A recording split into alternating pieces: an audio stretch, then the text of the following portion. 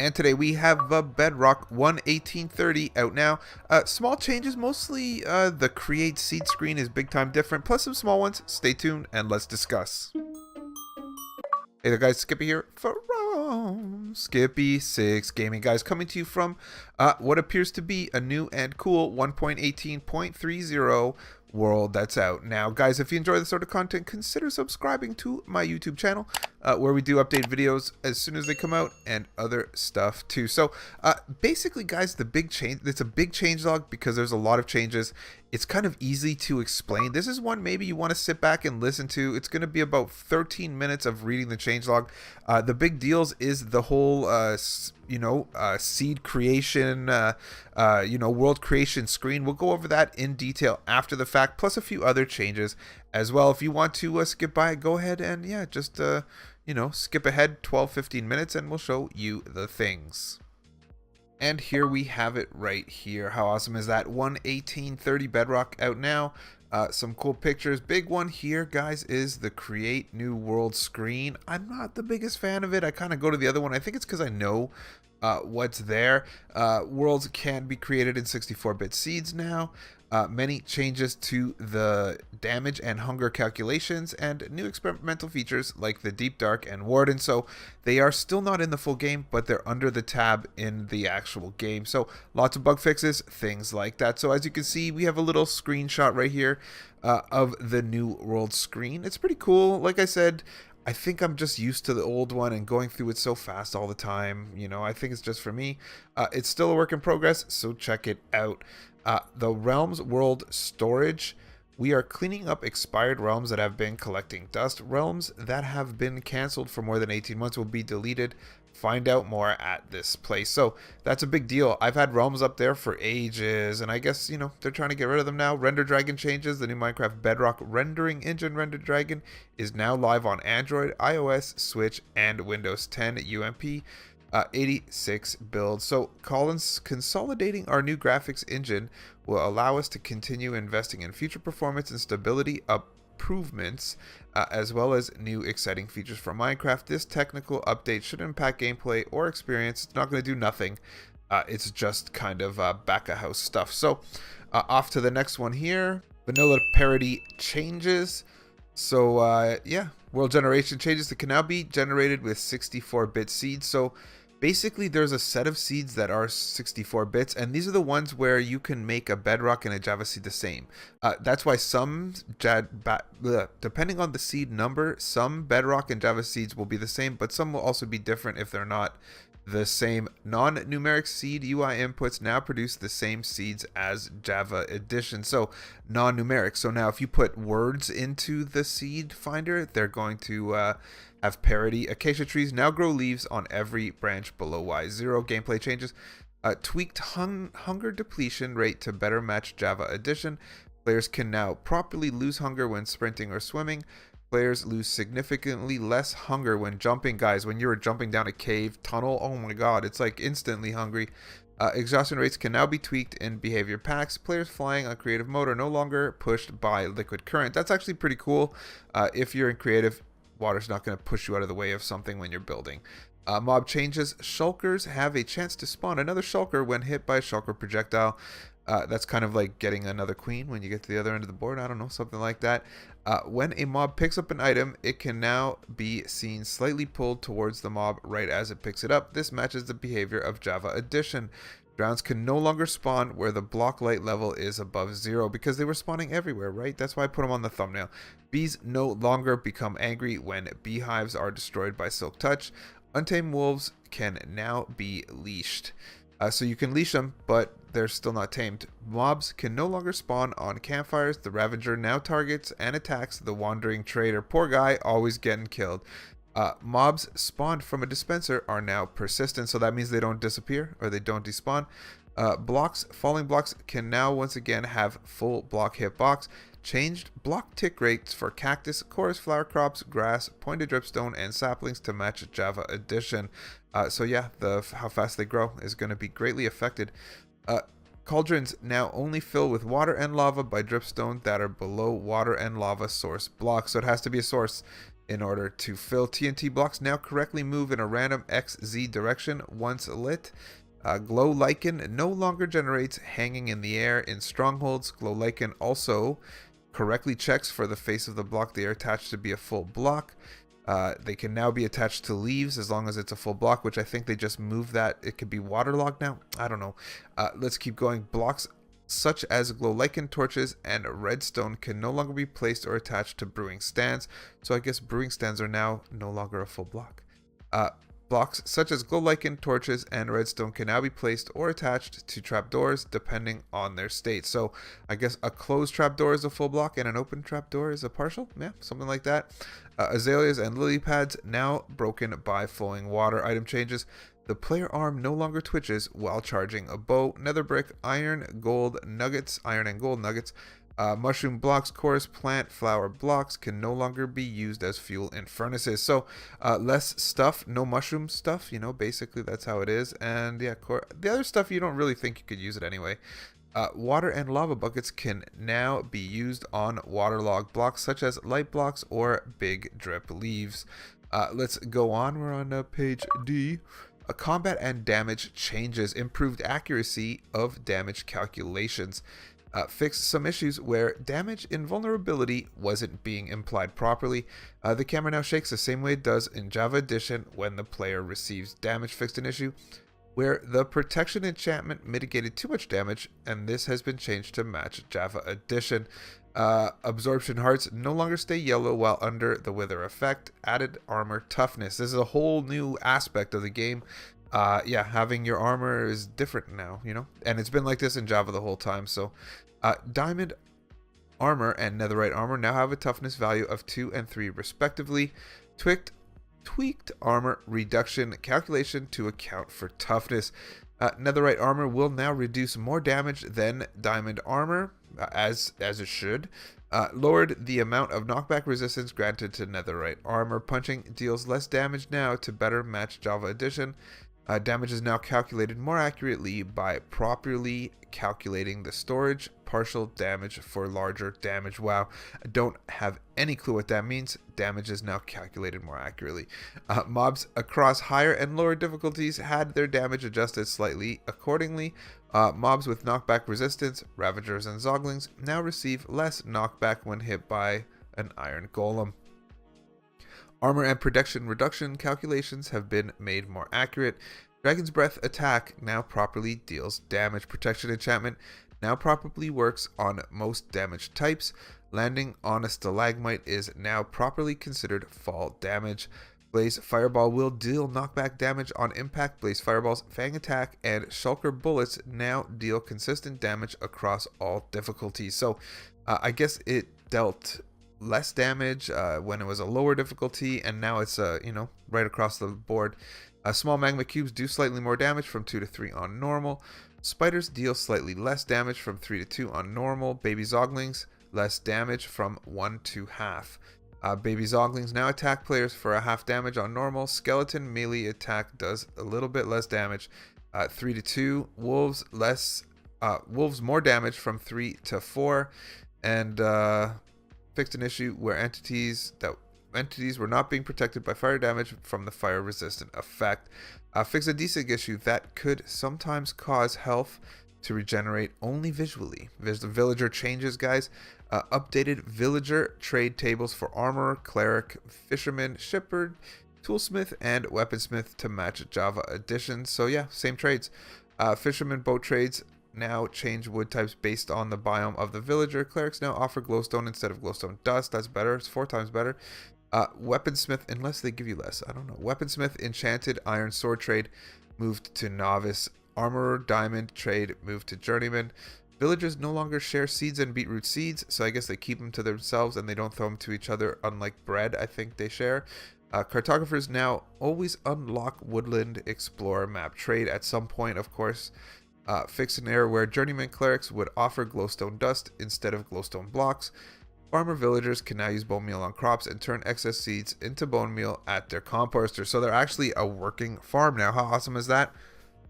Experimental feature. So guys, remember, these are not in the game. This is just under the toggle of experimental feature. You now can play with all these things that you usually play with in the beta. And if you want to open your world in this, you're going to have to make a copy of it. Follow the rules or else you'll lose your world in the normal version at least. Deep dark biome has been added. It's going to be a whole biome. It's dark. You guys know the drill. Ancient Cities is in the deep dark biome where the warden lives. The warden, of course, you guys have been following all the videos on the warden I've been making. He's a mob. He's in the Skulk Blocks, Darkness Effect, Alley. The Alley is a mob that's going to basically pick up items that you train it to pick up and bring them somewhere and follow to you. Often will have some sort of redstone use, I guess, for farming. But with chests is another item that I really think is probably not going to get used very much. Goat Horn, it goes doo-doo-doo-doo, you know the drill. Axe changes. So axes can now disable shields for 5 seconds. I think that's a Java thing that they brought over. And spectator mode, guys. So there is no spectator mode in the game. However, there is. If you type in game mode 6 while under the experimental feature toggles, you get a version of spectator mode. Please don't complain to the bug tracker about it because they're not tracking bugs because it's not supposed to be out yet. However, it is game mode space 6 and you can try it out. Known issues, guys, of course, teleporting entities into unloaded chunks removes them from the world. This is weird and gonna be fixed soon. Players are unable to invert the camera y-axis when playing with touch controls. They're gonna fix it. They're letting you know that they know. Fixes in general, guys. They fixed crashes that could occur during gameplay, when uploading corrupted worlds to realms, when leaving zooming menu in the dressing room, when hovering over search bar in the crafting menu while playing with the controller, crash that could occur on Android devices when suspending or resuming the app, as well as stopping a Bedrock dedicated server. All these crashes have been improved stability wise. Gameplay changes fixed an issue where the mending enchantment would not always correctly consume XP orbs to repair. Players in visitor mode can no longer break paintings and minecarts. Teleporting vertically beyond the visible distance now loads terrain correctly. Fixed a bug where the player could switch to gliding when riding in certain scenarios. This happens all the time in weird ways when I play Minecraft. Crouch sneak state is now reset when the player dies, so you don't wake up, crouch down. A player's position when rejoining a world will remain the same if they quit while they die in lava. So you can't leave the lava by trying to cheap out.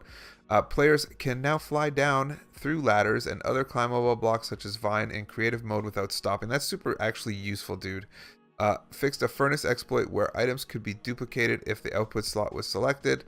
Fire that existed before the fire tick game rule is enabled will continue to spread. Again, vertical field of view is no longer halved in horizontal split screen, making items such as book and quill easier to read when in split screen. Fixed tick range check, excluding chunks that were actually in range, of course. World generation changes. Fixed duplicate end crystals spawning on top of the end spikes. So they'll be double on the spikes. Wah, no good. Improved surrounding terrain for structures such as villages. So they basically made villages sit better. There's a definite improvement in it. I noticed it in the beta. Fixed underwater lava lakes not turned into obsidian during world generation. Of course, this is when water pours on top of a lava lake. It should turn the whole top to obsidian. It wasn't doing it. Mob changes. Villagers no longer avoid zombified piglins. Fix an issue where villagers did not hold the item they would trade when presented with emeralds by the player. They're supposed to show it now, and they weren't. Mobs are now able to pathfind over azalea blocks. Mobs are now able to path over drip leaf blocks and properly pathfind on top of them when not fully tilted. Mobs are now able to pathfind over dripstone blocks. And there you go. We got, that's a number F. We have only a couple more here, guys. Mobs can now move properly on top of solid partial blocks like bells, brewing stands, and enchanting tables. Mobs can now jump from high enough solid partial blocks to full ones at a higher position. Mobs can now jump over fences if they are standing on an adjacent slab or another block high enough to do so. So not from the ground, or I guess if they wanted to jump to a carpet, that's basically what they're going to be able to do now. Mobs can now move through less than half blocks on top snow, even when the ceiling, if any, is as tall as the mobs themselves. So they can fit there, even if there's snow, they're going to walk through the snow on the bottom and not through whatever blocks on top of them. Mobs can now move through, yep, did that one. Glow squid's texture, where the glow map in the alpha channel was incorrect, causing patches of non-glowing textures to be seen. Fixed an issue where players could not access villagers' trades while holding a spawn egg. Fixed an issue where witches spawned during villager raids could despawn during the raid. Cod, salmon, pufferfish, tropical fish, and dolphins will once again spawn in deep variants of ocean biomes. Fixed fangs from evoker not being spawnable in blocks with no bounding boxes. Changed the spawning logic for iron golems and cats to make it easier for them to spawn in roofed areas like underground villages or in your iron golem farm. Fixed an issue where some large mobs in marketplace maps could get stuck. Shulkers will no longer occupy the same block as another shulker. They're now prioritized attaching to a neighboring block before trying to teleport away, and they now stay attached to the current attached block face if it's valid, instead of switching to an upright position. Block changes, guys. Fixed a lighting bug where light level 1 incorrectly dropped to 0 when placing blocks in a light level 1 with multiple light sources. TNT no longer disappears when ignited, and TNT explode game rules disabled with the fire spreads game rule enabled. Either way, TNT working properly. Gravity affected blocks now fall on top snow when placed above it instead of hovering it over it. So like sand is now going to actually hit it and then sink into it. I'm assuming that's how that's going to work. We can check that out. Fixed an issue where resource drops occasionally remaining black after breaking and placing block too quickly in its place. Top snow no longer clips the block beneath when falling. Fixed an issue where interacting with the bell while holding a chargeable item would not continuously ring it. Fixed an issue where projectiles would bounce off bells in strange ways. Removed water from the extra block when placing an amethyst cluster. So there was water in the clusters. That would be weird. Scaffolding can no longer be placed without support on Y0. Observers placed facing double chests no longer send out a redstone pulse when reloading, re-entering a chunk. Safe structure blocks now correctly detect corner structure blocks at negative Y levels. Breaking a layer of snow placed in the same block as flour no longer destroys the flour. Item changes. Custom armor can now be equipped with the use button when different armor is already equipped. Graphical changes. Fixed an issue that caused some emotes to have unintended rotations near the end of their animation. Fixed a case where ray tracing resources would be destroyed prematurely on level exit from an RTX world. Fixed the stage 3 carrot texture not showing up in game due to an incorrect file name. Fixed a bug where the shield blocking animation stopped playing smoothly after blocking once. This is the last page, guys. Holy cow. Fixed the crosshair disappearing when outline selection for blocks is disabled. Players that are on fire now render fire in front of the player on fire on the infant. Whoa, I said fire too many times. Regardless of in-game camera perspective. Fixed a highlight effect on leather armor appealing on paper dolls when using higher anti-aliasing. User interface, guys. These are just some small changes. Added an option in video settings to toggle anti-aliasing on the Switch. Fixed the loading screen when suspending and resuming the game while playing on a split screen on Switch. Increased line spacing on the Rums Plus subscription has expired screen. Chat changes, guys. So control and backspace will now erase the whole word before the caret. Control plus delete will now erase the whole word after the caret. Control plus left arrow will now move the caret to the beginning of the word before the caret. And doing so right will move the arrow to the right. I'll let you look over these, guys. I don't think we really need to go over too many of these. It's just about a bunch of pop-up changes on the screen, things like that. Let's go, you know what? Let's go and take a look at this. Okay, so the main takeaway from what we had here is the new world creation screen and a few smaller items, I guess parity-wise, that we have to kind of, you know, take a look at quick time. So here's a shot of the new screen for creating a world. Again, it's not my favorite. I like the older way only because I'm used to the older way and I don't know where everything is, but I can see how this screen definitely would be better for people who use touch devices, mobile phones and tablets and things like that. This is definitely way easier. That said, I'll give it a bit. It's now in the game. It's all yours to play. So some of the other small changes that we had here that might be noticeable was there's a lot of changes to top snow. Excuse me. So basically, before this one here, let's see if we can't do this right here. There we go. Glow Lichen. No, let's do this. Sand. So basically, before there was a thing where this solid block, if we just placed it and it fell on that snow, it would just stay there. But now it breaks. How awesome is that? It's easy as that.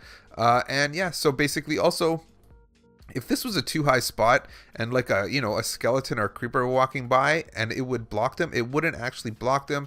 It will, however, let the people walk into the top snow. So that's an easy way to look at that one. Super simple. Lots of changes to shulkers. I just put this here to, you know, to remind everybody that they're talking about them. If one of these projectiles hits another one, there's a chance to make another one, and their movement has been drastically changed as well. So lots of changes with regards to shulkers, their missiles, and their movement. There was something in there about pixels. The pixels on the glow frame weren't given the right love, I guess. Let's put a... Yeah, that's not a good one to put in there. I guess we could put a glow frame in a glow frame. Wouldn't that be awesome? Yeah, some pixels were messed up and not glowing in the correct manner. You could tell this is a regular frame and this is a glow frame. And yes, this one here I said I wanted to talk about as well was different things that Glow Lichen has decided is a full block or not. So Glow Lichen doesn't want to go on something that isn't considered a full block. So this is not a full block. It is when it's open though. So when it's open, I asked this question when I did it, it's a full block. And then when you do this, or I guess the other way around, it pops open. So the difference with the Glow Lichen now landing on things that are full blocks or not full blocks is a big deal. And it basically has to do with a bunch of changes they made to, you know, whether vines and trapdoors and ladders are all full blocks. Some of them have changed, some of them not. Guys, if you enjoy this sort of content, consider subscribing. And yeah, probably going to be a beta tomorrow or the next day. I think so. Guys, catch you on the next one.